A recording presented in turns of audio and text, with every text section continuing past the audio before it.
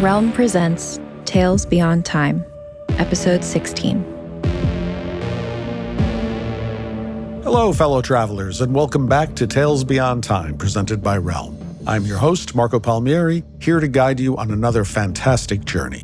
This week, we have something really special for you, a bittersweet romance by A.T. Greenblatt, who is a Nebula Award winner and has been a finalist for the Hugo, Locus, and Theodore Sturgeon Awards. Her short story, Before the World Crumbles Away, was originally published in 2019 by Uncanny Magazine and is narrated for Realm by Erin Bennett. At the beginning of the end of the world, two women fall in love. Gentle listeners, I'm pleased to present Before the World Crumbles Away.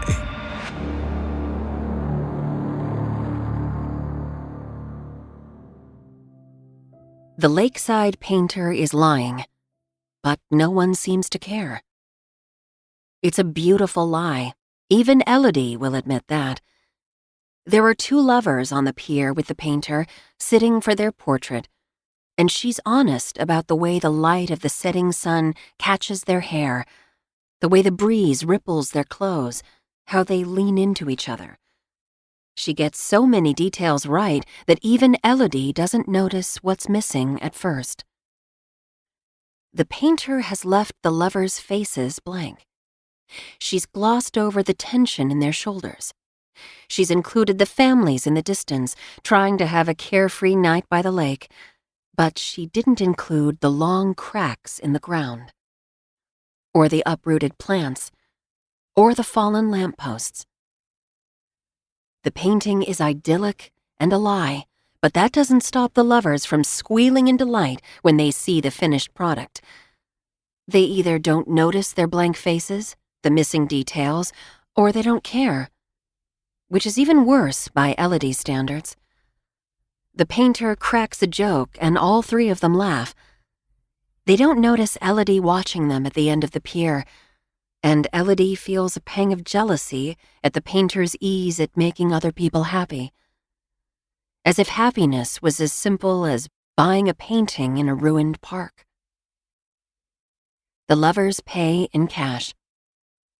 After they leave, carrying the drying painting like a holy relic between them, the lakeside painter retwists her long black hair into a bun, unaware of the streaks of paint she's leaving between the strands. The last moments of the sunset are caught in her hair, Elodie thinks. The thought makes her incredibly sad, so she pushes it away. She should really head home. Then the painter turns around, spotting Elodie on the end of the pier. She smiles, and Elodie can't help but stare back. The painter's eyes are stunning. A network of implants and gray reconstructed pupils. The future of bioengineering by the lake, in the flesh. "Hey there," the painter says, and Elodie opens her mouth to respond. Before she can say anything, the ground starts to rumble. After the earthquake passes, Marina picks herself up off the pier, soaked. Waves keep thrashing against the damp wood, and there are still faint tremors. It wasn't a bad earthquake, but it was enough to ruin the evening. All around the lake, people are shaking and picking each other up, leaving the park in small clumps of 2s and 4s. Marina sighs and looks at her scattered brushes and canvases. She didn't earn nearly as much as she was hoping to tonight, but from experience, she knows that no one will be in the mood to support the arts now. The woman who'd been watching her paint at the edge of the pier is suddenly beside her, helping Marina pick up her wet supplies. "Thanks," says Marina. "Don't mention it." Marina studies the woman from the corner of her eye. She has bright pink hair and vibrant clothes to match. Eyebrow piercings and a tattoo of an android on her arm. A hard person to miss in a crowd, and Marina instantly loves her for it. Then she notices the woman's hands are shaking. "You okay?" Marina asks. "Not really." The woman clenches her jaw. "Fair enough," Marina says, and picks up the last of her soaked sketches. It was a silly question. Earthquakes are conversation killers anyway. Thanks again for your help. But the pink-haired woman lingers awkwardly. Why didn't you paint the cracks in the ground? She asks. What does the tattoo on your arm mean? Replies Marina. I asked first. But my question is more interesting. Marina tries to keep a straight face, but her eyes ache and she still feels the trembles of the earthquake in her femurs. So she smiles, even though none of this is particularly funny. She's surprised when the other woman grins back. I'm Elodie, the woman says.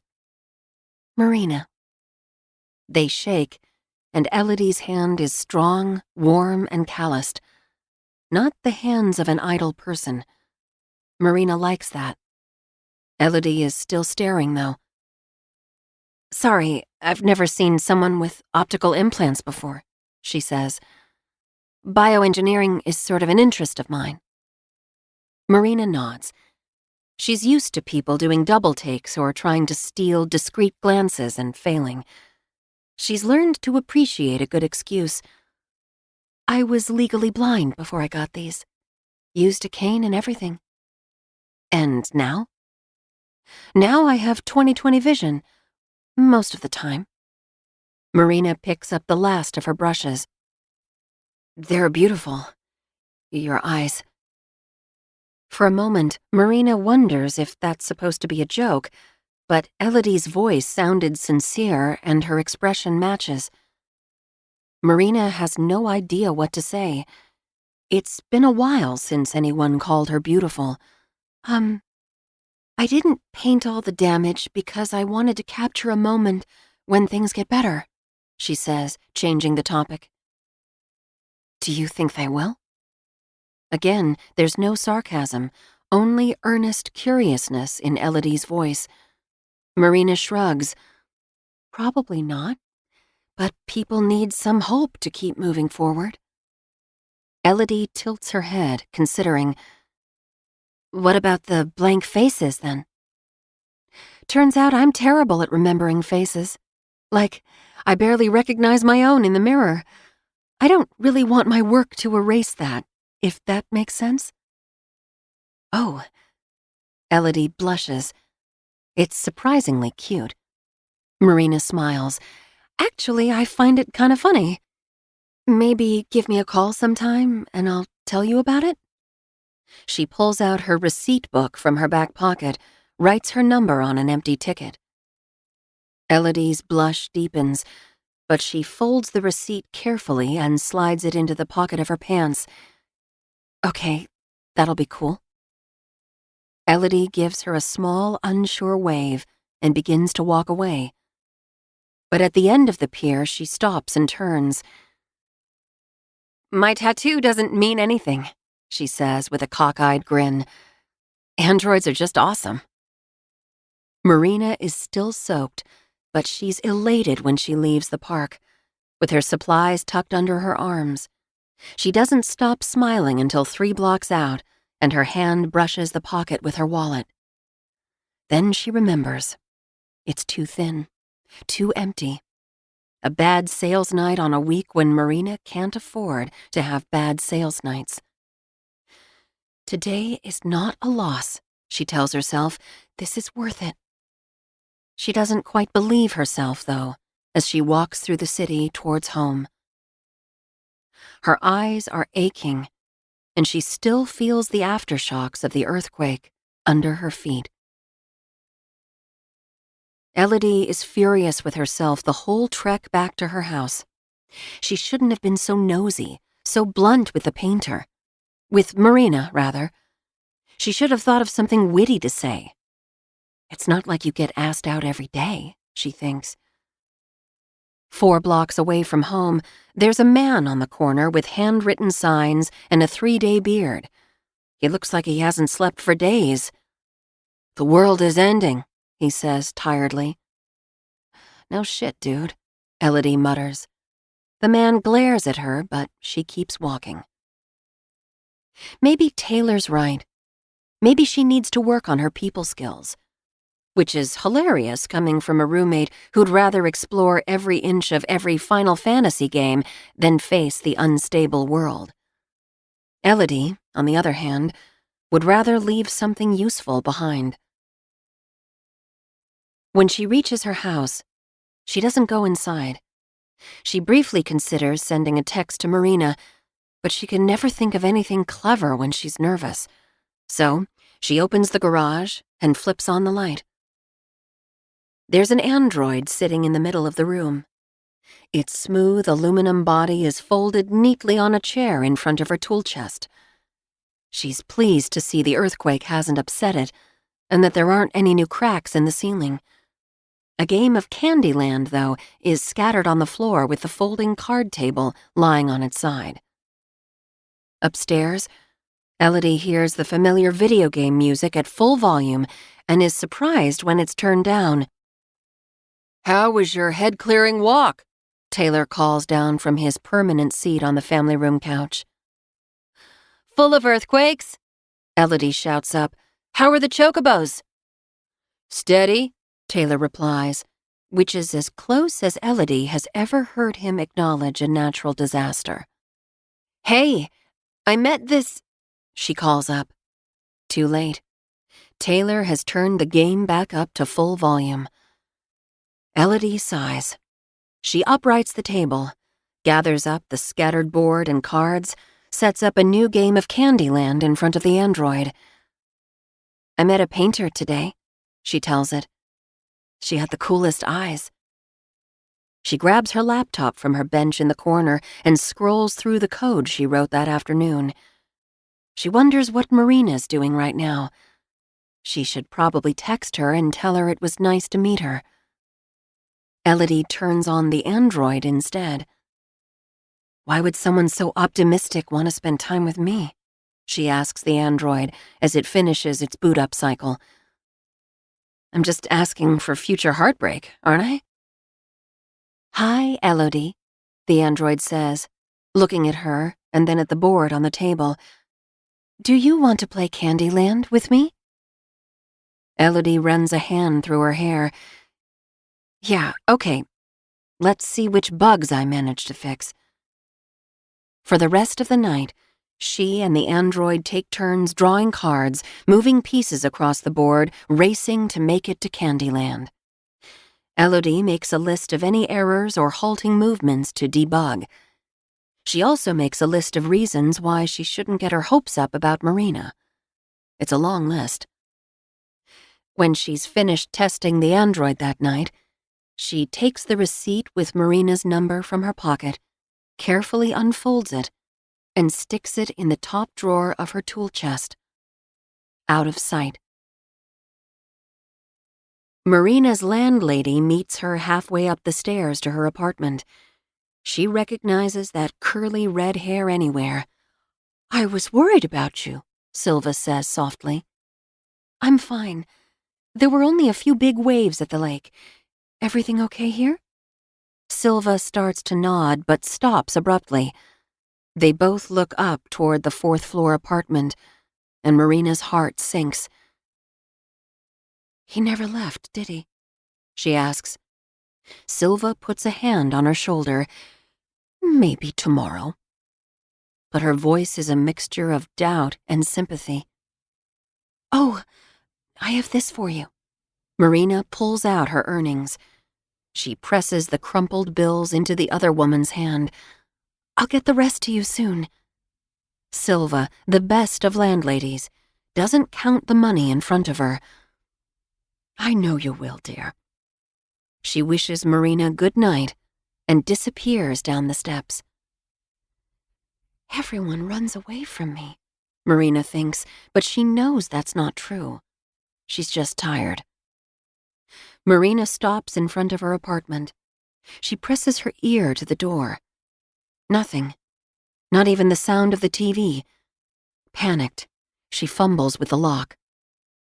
Inside, Kelvin is cocooned in blankets on the couch, face down on a pillow. He doesn't move when Marina enters. Looks like he hasn't moved all day. except to get some bread and Diet Coke from the kitchen. Crumbs and empty cans lined the coffee table. Among the wreckage, his bottle of Ambien. She rattles the bottle gently, still full, though she wonders what they're going to do when the prescription runs out and his insomnia returns with a vengeance. But one problem at a time. She puts a pillow under his head and looks at his phone. A text message lights up the screen. "Payment due at the end of the month," it says. Marina bites the inside of her cheek, holds back tears. Her brother paid for the implants when she was considering them, but they weren't covered by her insurance. Told her that the cost shouldn't be a limiting factor. He didn't tell her how he got the money, though. She tries to clean the coffee table, but her eyes ache and the migraine she's been holding off all evening finally breaks like a tidal wave. Her vision blurs. She can't fight the eye strain anymore. So, she puts on the sleep mask she keeps in her bedroom and, for a moment, relishes the darkness. At the end of the day, it's a relief not to see.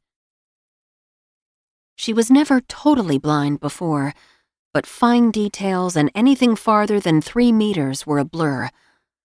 But her implants are not the magic bullet most people think they are. They're only reliable for 10 or 11 hours a day before eye strain starts to kick in. Marina makes her way to the couch, bumping into the coffee table once, and lies down next to Kelvin. She feels for the remote and, from memory, powers on the TV. On the local news, a scared-sounding scientist makes predictions for the next earthquake, the next storm, the next eruption, and when the big one will finally hit. He's followed by confident-sounding experts reassuring everyone that this is temporary and everything will go back to normal soon. Marina wishes she could believe that. Instead, she listens to Kelvin's breathing and remembers how hopeful her brother was not so long ago. Elodie's been working the overnight shift in the hospital morgue since even before the earthquake started. She likes the quiet, the way she can fit shifts around her grad classes. The pay's pretty good, too. It's a simple job. Run a retina scan, print out a toe tag, log the bodies that come and leave, and occasionally lend some muscle. But otherwise, she can study or work on her latest project in peace. Except, she always makes a point of learning the name of the deceased. She might be the last person to ever do so, and it feels like a small and important kindness. These days, though, there's not much peace in the morgue. Every time there's an earthquake, there's a fresh wave of bodies from car accidents and collapsed buildings that weren't built to code. And suicides. Some days, they run out of space. But tonight, work's been quiet. It's been a week since the last earthquake. A week since she met Marina by the lake. Actually, Elodie is grinning madly today. After dozens of tests, her Candyland program ran glitch-free last night. She wasn't sure if her Android program would be ready for the Crisis Innovators competition in time, but she did it. She managed to create something that would make kids happy if there were no adults around. Elodie's certain the judging panel is going to love it. When the world ends, people are definitely going to need androids to keep them company. Edward Duncan, May Sun, Jeremiah MacArthur. Elodie reads the names of the deceased. But bodies are bodies, and today she is victorious. Nothing can bring her down. Until she sees the dead kids. 4 of them. Caught in a house fire when they didn't realize the gas line was leaking. And suddenly, Elodie can't breathe. Her happiness is gone, ruptured like a balloon that floated too high. Candyland won't help anyone, she thinks, squeezing her eyes shut. A stupid game won't keep anyone safe. Useless, useless, useless. That night, In her garage, Elodie doesn't turn on the android. Instead, she pulls out the receipt from the top drawer of her toolbox and calls Marina. Sunset Bar is one of Marina's favorite places in the universe. She's been a regular for years, bringing friends and sometimes clients here back when she was a human resource consultant for startups. They have the best nachos in the city, and the bartenders were always friendly to the cane-wielding blind woman, whether she was with company or alone. Marina still hasn't gotten used to being here with full vision. Seeing the vintage photos on the wall, the scratches on the clean but well-used tables, the names on the board of shame over the bar is weird. But it still smells like stale beer and limes, and they are still playing the same rotation of post-rock albums. Of course, the prices have tripled in the last year. Natural disasters have a way of driving up the cost and desire for some fresh food and a hard drink at the end of the day. It's strange to be here with a date. Across the room, the bartenders send her mischievous winks when Elodie isn't looking. "No offense, but you look like you haven't been sleeping well," Marina says. Elodie only muttered something about kids' games, a programming competition, and a useless idea. She slumped in her chair. "Don't tell me you've given up on life." "Not quite," Elodie replies. "You?" Marina shakes her head. "My brother would kill me." "You have a brother? What's he like?"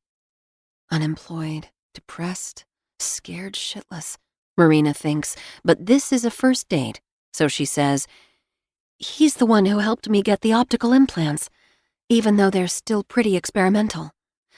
Financed my unemployed ass for the 6 months it took me to recover." "That's so cool," Elodie says. "I've always wanted siblings, especially one that's loaded." Marina smiles around her beer. She doesn't tell Elodie that she spent the morning dropping off her and Kelvin's resumes at every local business that would take one.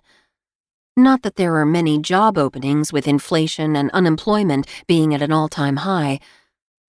"No one's fucking investing in the future when no one knows if we'll even be alive tomorrow," Kelvin had said. But Elodie is finally starting to talk, and Marina isn't about to ruin the mood with her own problems. "So, tell me about this competition that you're convinced you're not going to win," Marina says with a smile. Elodie does, enthusiastically, even though she keeps insisting that her entry is not very good, that games won't help anyone if there's no running water. "What if it was also, like, a school teacher too?" Marina says, thinking out loud.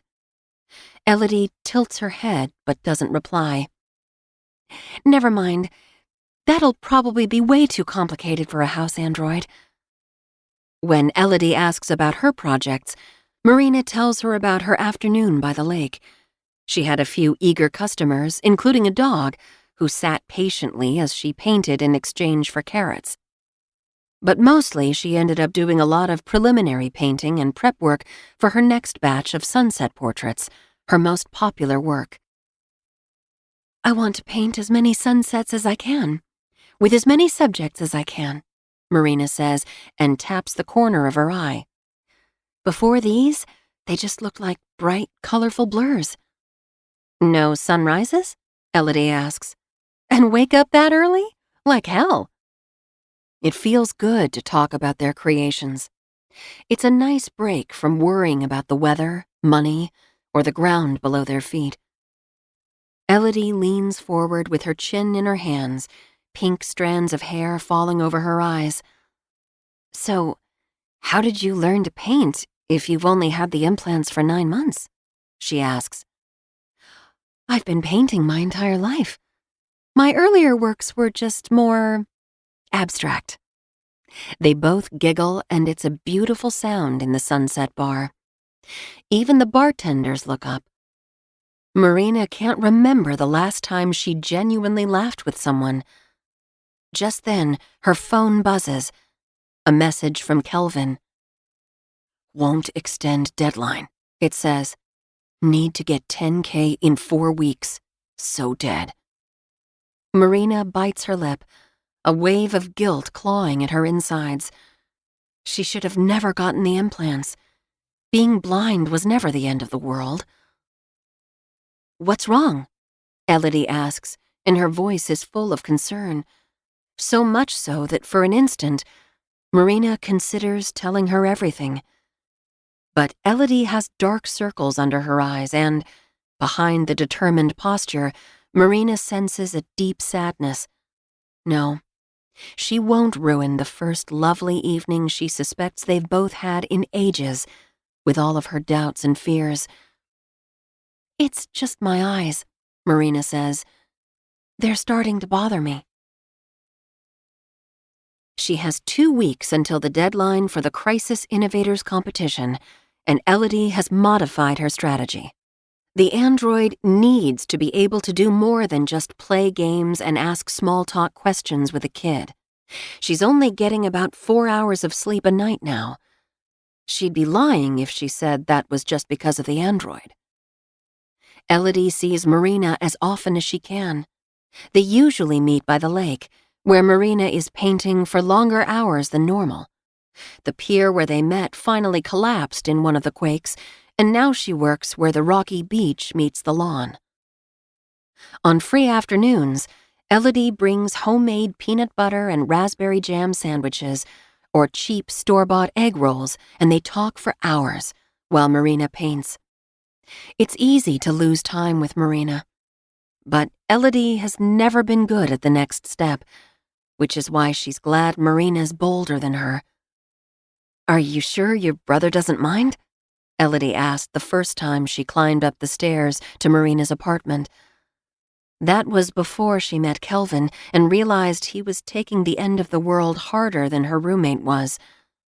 Before she saw his bottle of Ambien. She didn't realize that Marina wears a sleep mask in the evenings to fend off the migraines. Even completely blind, she's just as bold. Elodie gets even less sleep after that. 3 days before the competition, Elodie invites Marina over and runs through her presentation for judges. She demonstrates 2 of the 10 different board games the android knows how to play and some of the conversations. "Elodie," it says while moving a checker piece, "make sure you clean your cuts with alcohol if you have it. I know it stings, but getting an infection is worse." "That's pretty cool," Marina says, studying the android. "I've never seen one up close. Aren't they supposed to be really expensive?" "They were, but this is a new mass-market model. I just made an app for it. Taught it some useful tricks." "Wow. We are really living in a golden age of technology." "We were." "Stop being such a realist," Marina says as she picks up the box for Hungry Hungry Hippos. "Oh man, I haven't played this in years." Elodie grins. "Want to?" "You bet your cute ass I do." Turns out both of them are quite competitive, even when they're laughing. They make so much noise that eventually Taylor comes down and introduces himself to Marina shyly.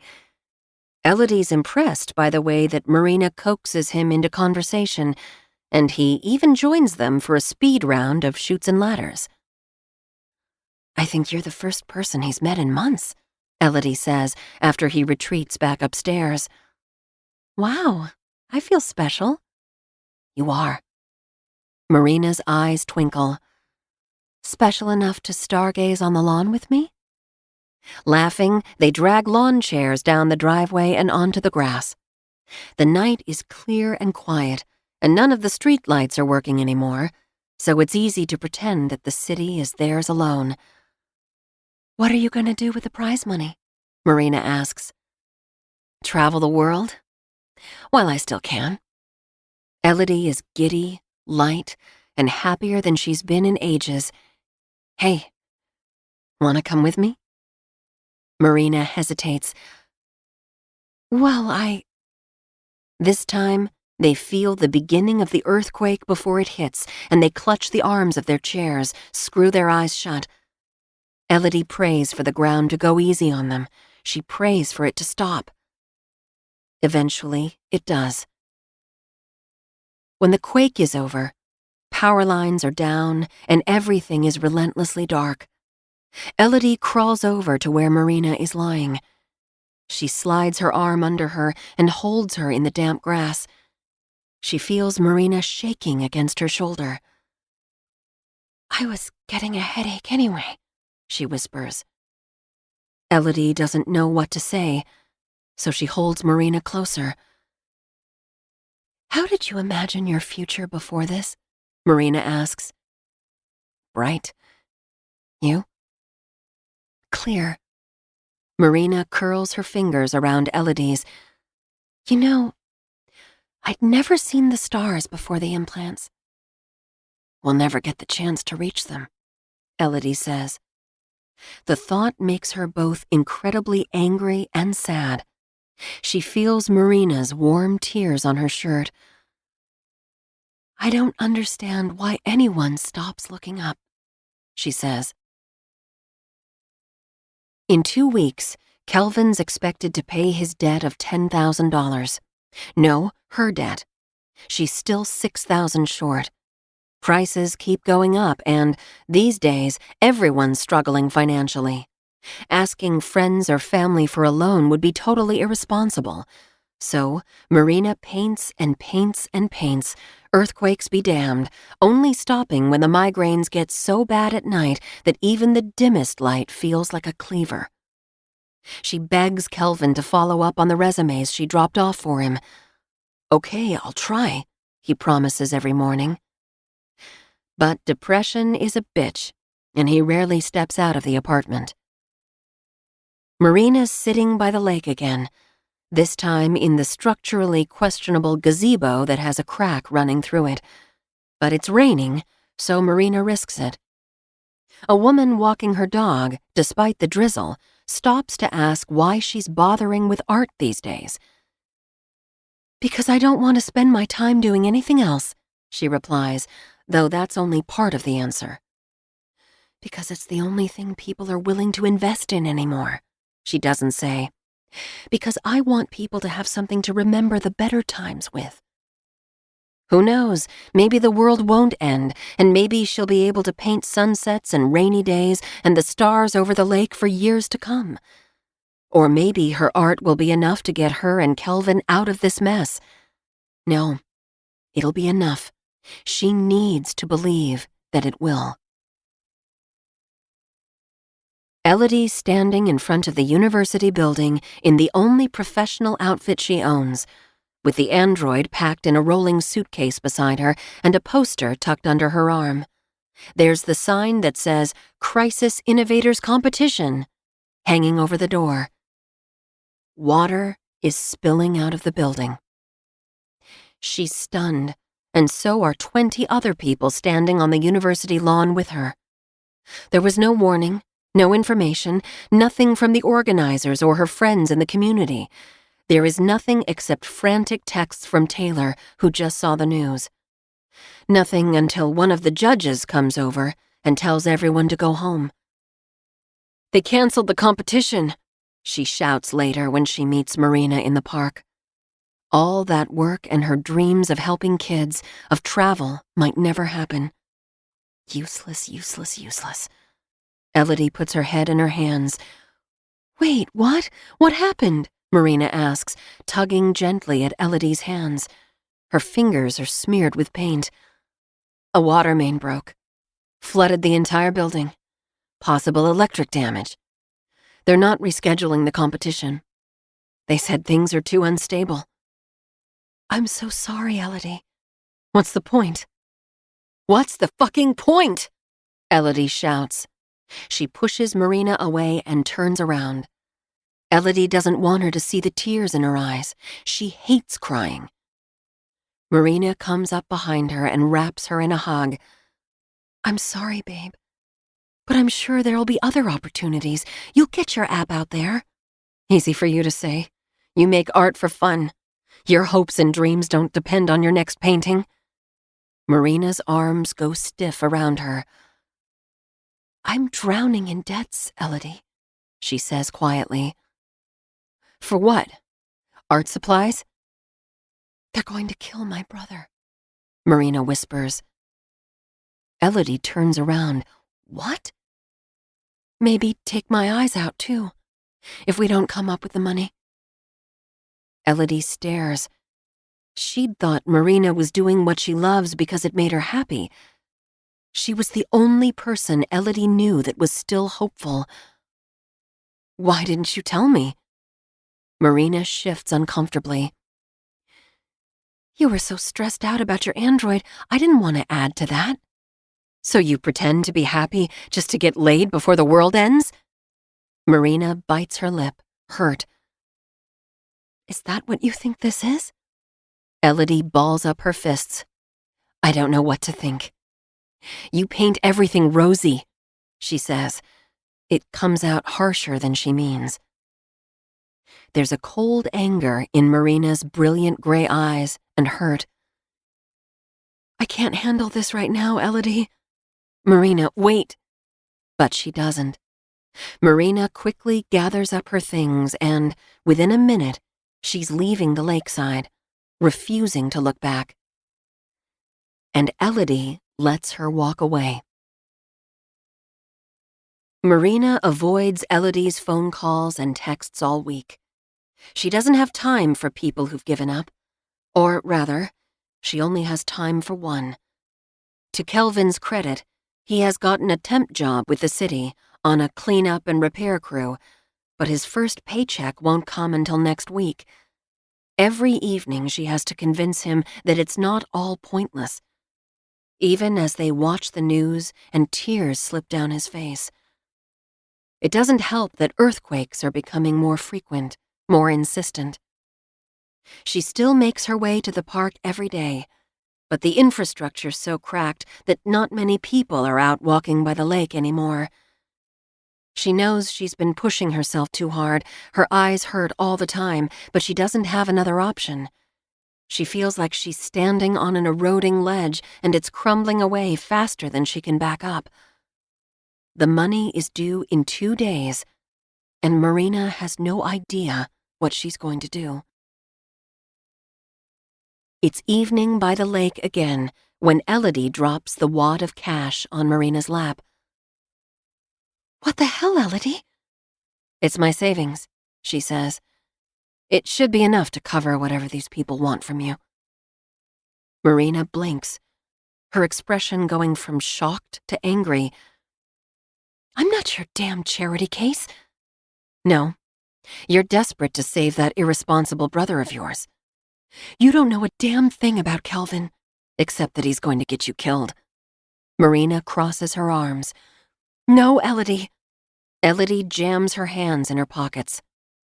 Taylor's right, she does need to work on her people skills. Then paint my portrait. Before sun sets completely. They glare at each other, but Elodie holds her ground. Marina might be the bold one, but Elodie knows she's more stubborn. Still, she's relieved when Marina relents. Sit, Marina says with a sigh. With the lake spread out behind her and the breeze tickling her neck, Elodie sits for her first and only portrait. She tries to be the perfect model, tries not to blush as Marina studies her like some glorious puzzle to be solved. She's never been under such intense scrutiny before, never felt more exposed. Yet Marina's smiling to herself as she works. Elodie doubts she even realizes she's doing it, but that smile, it makes Elodie feel like a masterpiece. No wonder her patrons are always so happy. Marina refuses to show her the painting until she's perfected every detail. She paints for a long time. When she's finally satisfied, she turns the canvas around and Elodie's breath catches.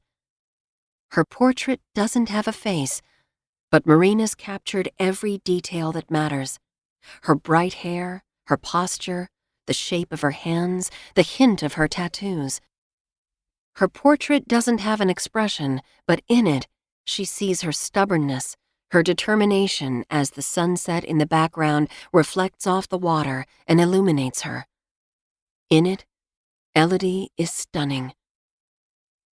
"Is this how you see me?" she whispers. Marina nods. "This isn't forgiveness, you know," she says, holding out the drying portrait. "I know." Elodie takes it with the utmost care. "Thank you." In the painting, it looks like everything will be all right with the world. It's a pretty lie, but Elodie clings to it. The money from Elodie's portrait is enough, and the next morning, Marina pays up. 10 minutes at the sketchiest bar Marina's ever been in, and one envelope of cash later, and it's over. The debt is gone, and this month's rent and half of next month's is covered. Marina practically floats up the steps. She hasn't felt so worry-free in weeks. She texted Kelvin the good news, and now there's an overpriced bottle of champagne in her bag.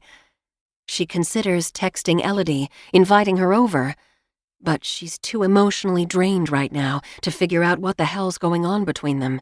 She'll call her later. She knows something's wrong the moment she walks into the apartment. Kelvin is lying on the couch, a terrible shade of gray. Marina doesn't notice the bag falling from her shoulder, doesn't hear the bottle break, or feel the liquid sizzle and seep through her sneakers. She calls an ambulance, begs them to hurry. She knows, but she doesn't want to know. There's a half-written note on the floor by the couch, and she'd rather face 1,000 earthquakes than this. Earthquakes can't understand the pain they will inflict on loved ones. It takes the ambulance 2 hours to get there because the roads are a wreck. Marina watches the paramedics work, unhurried, while tears stream down her face. Elodie's right. There's no point, she thinks. There's no goddamn point to any of this. Kelvin is dead. Elodie finds Marina balled up on the couch, her beautiful eyes puffy and red. She looks up when Elodie opens the door, but doesn't say anything. She doesn't say anything when Elodie comes over and sits on the couch beside her. "I'm so sorry, Marina." "I tried so hard to save him," she whispers. "I know." Elodie puts her arm around her carefully, worried that Marina will pull away. She doesn't. They are silent for a long time. There is nothing to say, nothing either of them can do except inhale and exhale. Kelvin's half-written goodbye is on the floor beside their feet. "Taylor rushed me here on his motorbike," Elodie says eventually. "First time he's been out of the house in months. He's worried about you too." "How did you know?" Marina whispers. "The morgue. I saw Kelvin. I read his name." "Oh," Marina says, and that one word, the sadness it holds, is enough to make Elodie's heart break. "What am I going to do?" she says. Slowly, Elodie untangles herself and gets up from the couch. "Let's go," she says. She holds out her hand. She leads Marina out into the city and down to the lake. The walk is slow and silent, picking their way through the broken roads. By the time they reach the water, the sun is dipping below the horizon, and it's chilly enough that Elodie wishes she brought a sweater. But the evening is spread out before them. The grass is damp and soft around their legs. "What's the point?" Marina whispers, looking up at the sky, tears streaming down her face. Elodie studies the horizon, watching as the brightest stars begin to appear against the bruised-colored sky. "I never realized how beautiful sunsets were until I met you," she says. maybe things will get better. And if it's all just an optimistic lie? Well, Elodie wraps an arm around Marina, putting her face in her hair, holding her as close as she can. Well, okay. A moment later, she feels Marina's arms slip around her, keeping her steady. That evening, on the lake, they lean into each other as the ground beneath them begins to shake, crumble.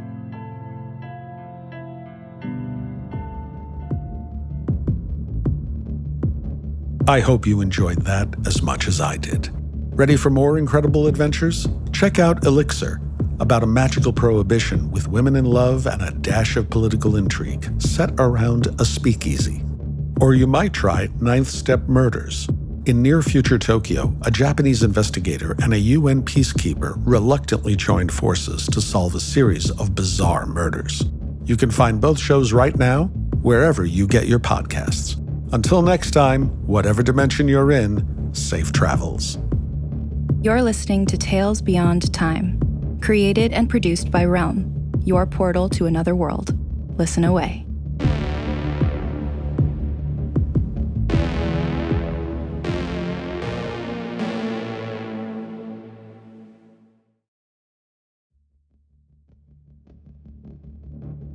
Tales Beyond Time, Episode 16, features Before the World Crumbles Away, written by A.T. Greenblatt.